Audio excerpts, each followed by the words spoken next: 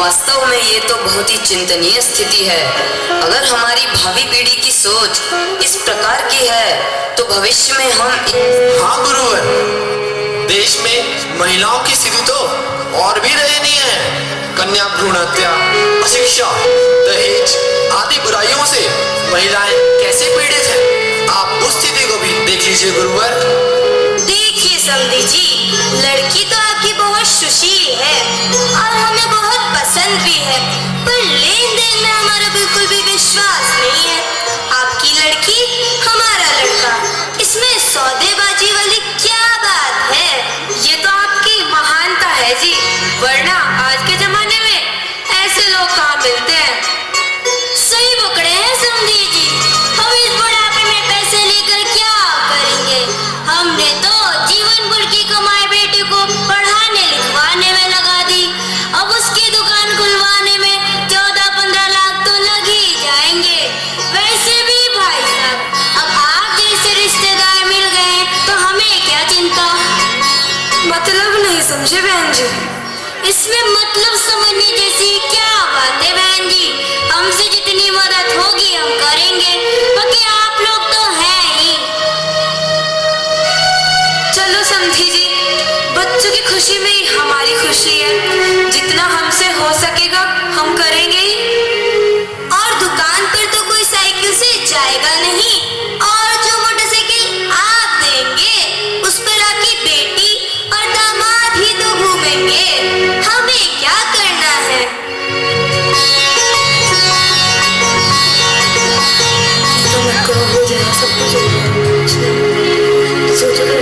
ठीक है जी।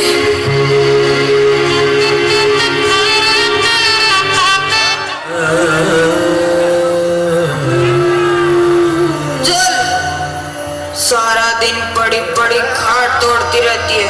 चल जा, ना लगे मेरे। खाना घर में तो खाने का एक दाना भी नहीं है। 10 दिन से मुझे तेज बुखार है, 3 दिन से तो कुछ खाया भी नहीं है।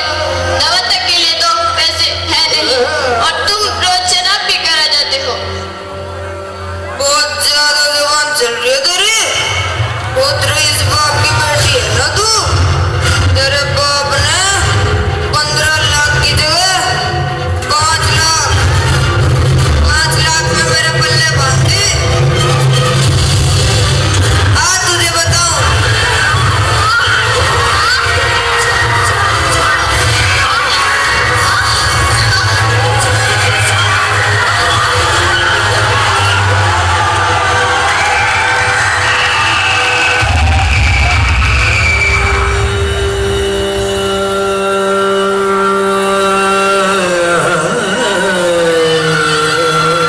हे ईश्वर, इन लोगों को सद्बुद्धि दो। मुझसे तो समाज की ये दशा देखी नहीं जाती। ईश्वर, गुरुवर, इन लोगों को तो ईश्वर का कुछ भी ज्ञान ही नहीं है, बल्कि ये सब तो अंधविश्वासों की जंजीरों में जकड़े हुए लोग हैं। आप स्वयं ही देख लीजिए गुरुवर, क्या हो रहा है। ओए, खटका ले खैनी बना। जी गुरु।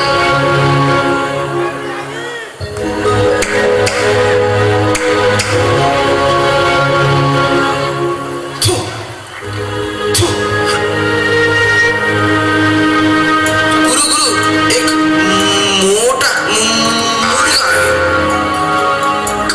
काटने की तैयारी करो ताकि आज रात का दारू का इंतजाम हो सके। ठीक है फटका, तू 2 मिनट बाद उसे अंदर भेज, मैं तैयार होता हूँ। और खटका, तू अपनी नौटंकी शुरू कर। दे गुरु। बाबा जी मुझे बचा लो, बाबा जी मुझे बचा लो। क्या बात है बच्चे, बहुत परेशान लग रहे हो। चिंता मत करो, मैं हूं ना। तुम मेरे शरण में आ जाओ। मेरे पास जो आता है वो खाली हाथ ही, अरे रे रे रे, वो खाली हाथ नहीं जाता है बच्चा। जय हो बाबा जी, जय हो बाबा जी, जय हो बाबा जी। आपके चरण में आते में सारे दुख दूर हो गए। ललते दिन नौतली लग गई, ललते दिन शादी हो गई, पत्नी की डाली बीमारियां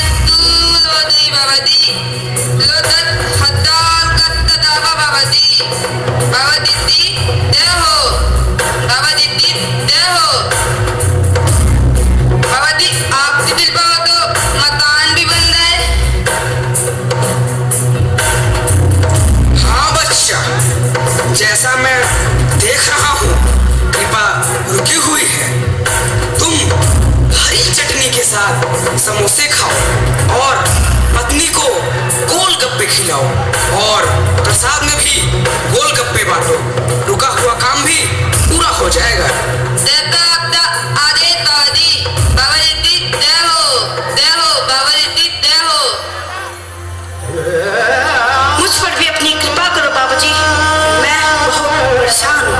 मुझे बुरे बुरे सपने आते हैं, लगता है जैसे कोई मुझे मार रहा है। मैं जीना चाहता हूँ बाबूजी, मैं जीना चाहता हूँ। मुझे बचा लो बाबूजी, मुझे बचा लो।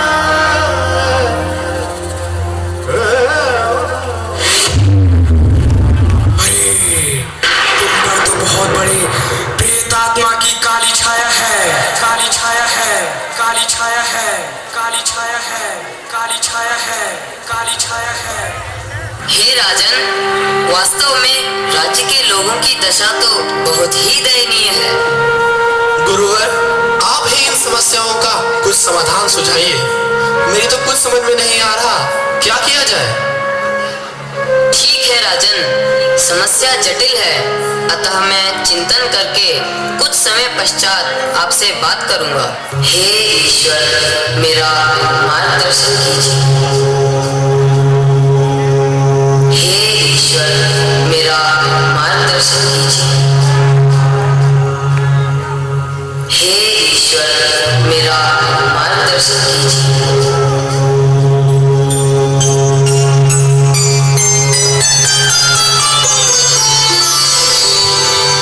राजगुरु।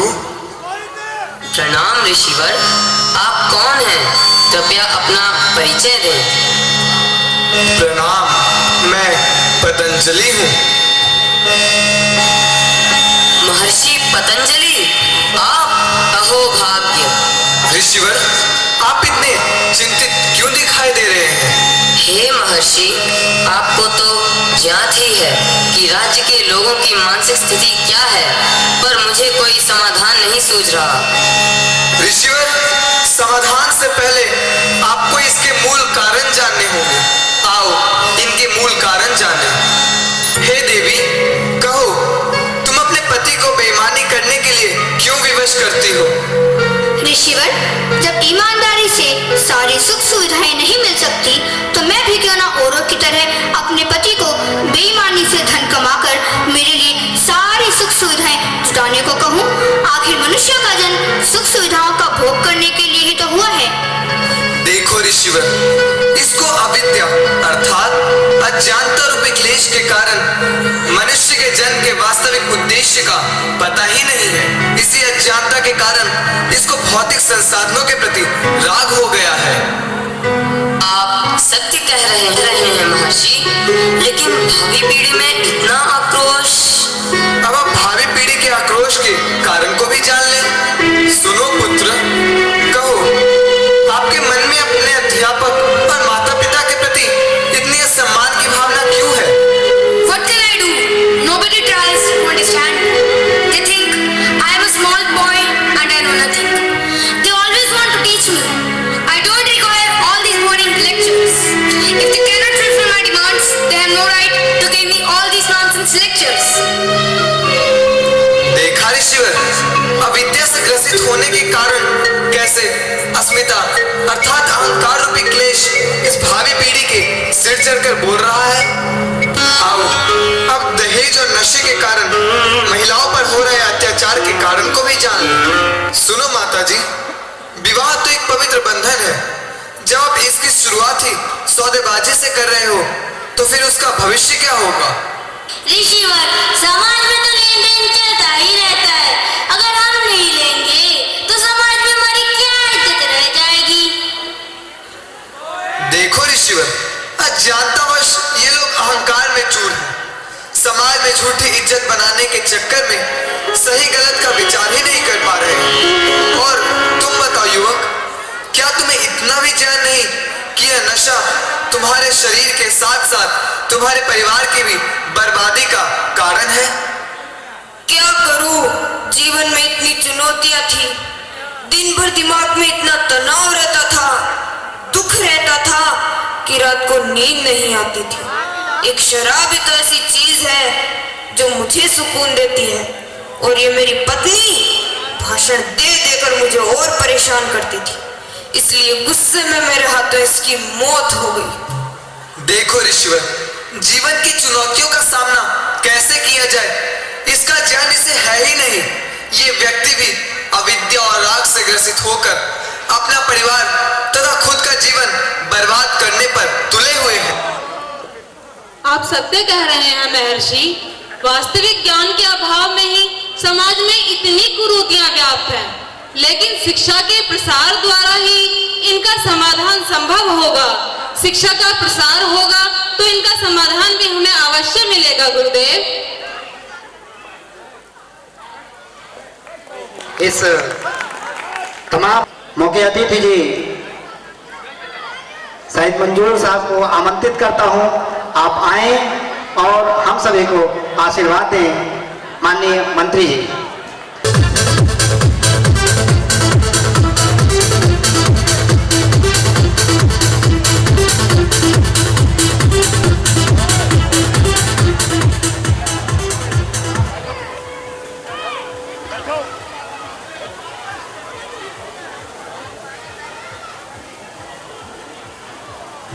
कॉलेज के आदरणीय प्रधानाचार्य जी, समस्त स्टाफ और यहाँ बैठे हुए सभी सम्मानित साथियों, वो यहाँ की चेयरमैन साहिबा,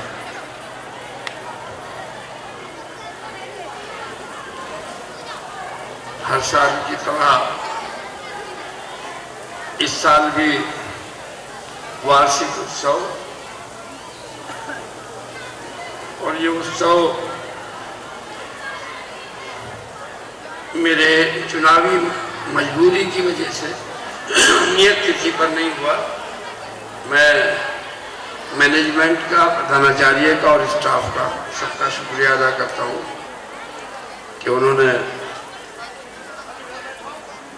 इलेक्शन की वजह से इसको दो समाज की कुरीतियों को दिखाया जा रहा था। अब भावी पीढ़ी पर कितना असर पड़ता है और कितनी प्रभावित होती है इन सब बातों से, इस कॉलेज के छात्र और छात्राओं के एटीट्यूड और बिहेवियर से पता चल जाएगा। मुझे लगता है कि हम पर किसी तरीके का, किसी बात का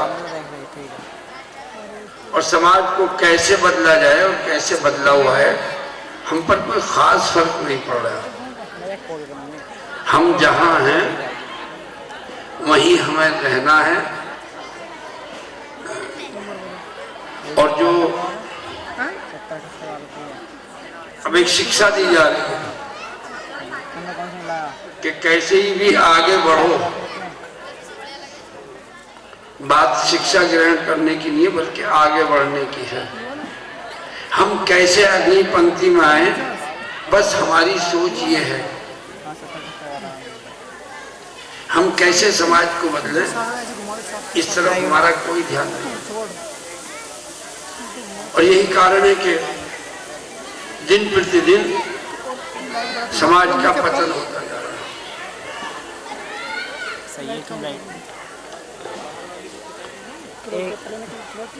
अगर यही स्थिति बनी और यही स्थिति रही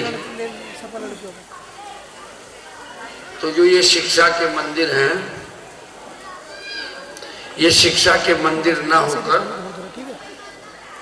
एक ट्रेडिशनल सिस्टम जो है वो हो जाएगा। एक जमाने में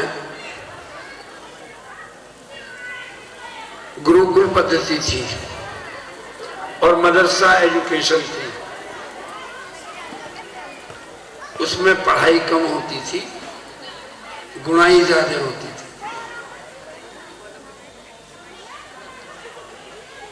शिक्षा कम थी और दीक्षा ज्यादा थी, और उनसे जो स्टूडेंट, तालिब इल्म या जो छात्र छात्राएं निकलते थे वो समाज के वो व्यक्ति होते थे और वो व्यक्ति बनते थे जिससे समाज बनता था। आज हम सब जिस शिक्षा पद्धति से गुजर रहे हैं अगर ऐसा ही चलता रहा तो शिक्षा का कोई महत्व नहीं रह जाएगा। कहाँ है गुरुजनों का सम्मान, चाहे वो इस नाटक में दिखाया हो, चाहे हम रोजमर्रा की जिंदगी में देख रहे हैं। और जब घर में माँ बाप का सम्मान नहीं है तो फिर गुरुजनों का सम्मान कहाँ से आ गया? जो हमें पाल पोस कर बड़ा करती है और जो हमारी जिंदगी की तमाम जरूरतों को पूरा करता है, जब उन माँ और बाप का ही सम्मान नहीं है तो फिर गुरुजनों का सम्मान कहाँ से? मेरा तो आग्रह है यहाँ के मैनेजमेंट से, स्टाफ से, टीचर से, ऐसी शुरुआत करो जिससे सम्मान बढ़ेगा तो फिर बात भी आगे बढ़ेगी।